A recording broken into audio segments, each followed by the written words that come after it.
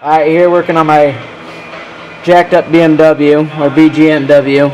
I want to show you guys a cool thing that Chevy did, but if you got an oil leak, it's not so cool if you don't know what you're looking for.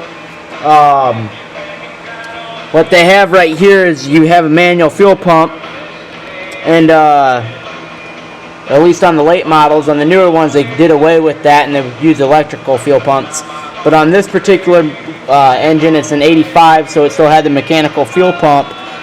And anyway, Chevy had a good idea that where you put a long bolt in here, and this stud right here, this mount on the top one, where it'll help you do your fuel pump, your manual fuel pump, to get it in.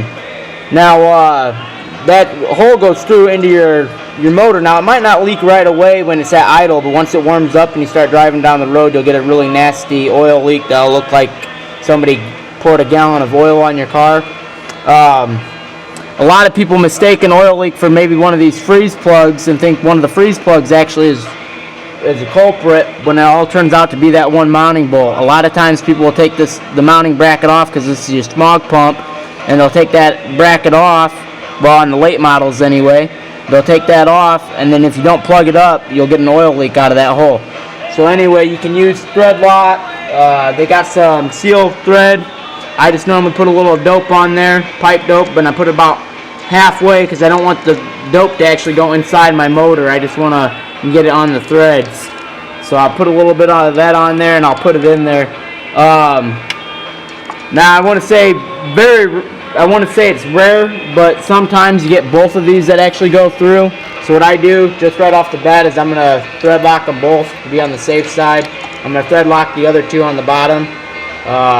It'll also keep them from vibrating loose and this coming out. So right here, a little bit of what I'm doing is I'm hooking up a serpentine belt system. The BMW takes a little bit more ampage that the stock V-belt couldn't produce without it squeaking and just wanting to spin.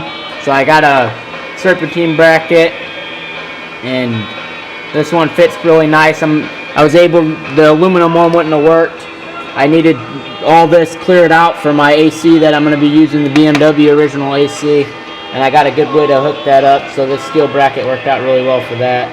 Another really important tip is right here on these water pumps. If you do a serpentine conversion kit, your V-belts run inside the grooves, they don't run on the back. So if you think about it, I got one over here. Anyway, this is my old system. So if your V-belt originally ran like this, right, and these are going to go the same location, as this turns, this is going to turn, okay? Now if you take a serpentine system and you go like this, alright, it's backwards now. As this turns this way, say this is going to turn this way, it's going to pull this down, which is going to turn this way. So they're going to go backwards from each other.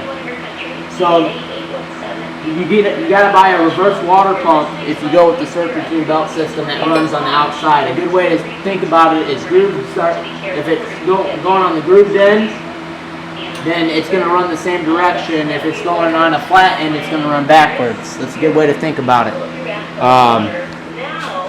But I'll get this all done. I'll take another video of it once I get it all hooked up.